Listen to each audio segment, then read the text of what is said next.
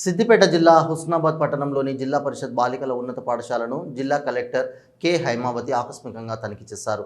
అడ్మిషన్లు పెంచాలని, అన్ని సౌకర్యాలు అందిస్తున్నాం కాబట్టి అడ్మిషన్ల సంఖ్య పెంచాలని తెలిపారు.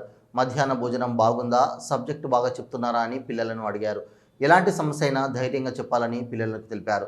చదువుకుంటున్న పిల్లలు సైతం ప్రతి ఒక్కరూ ఒక్కొక్కరి చొప్పున పిల్లలు పాఠశాలలో అడ్మిషన్ తీసుకునేలా చూడాలన్నారు.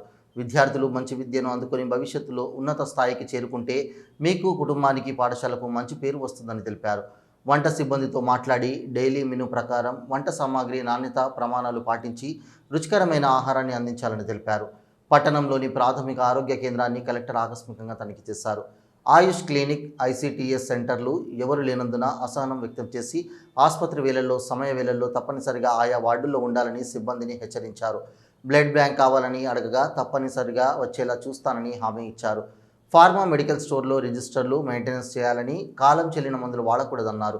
రోగులతో మాట్లాడారు. ప్రైవేట్ ఆసుపత్రికి వెళ్ళవద్దని, ప్రభుత్వ ఆసుపత్రిలో అన్ని సౌకర్యాలు ఉన్నాయని, ఇక్కడే వైద్యం చేయించుకోవాలన్నారు. వానాకాలంలో అంటువ్యాధులు, పాములు, తేళ్లకు నిరోధక టీకాలు సరిపడినన్ని అందుబాటులో ఉంచుకోవాలన్నారు. ఆసుపత్రి లోపల, బయట ఎల్లప్పుడూ పరిశుభ్రంగా ఉంచుకోవాలని తెలిపారు. రోజువారీగా వచ్చే రోగులకు అందుబాటులో ఉండి మెరుగైన వైద్యం అందించాలని ఆసుపత్రి సిబ్బందికి తెలిపారు.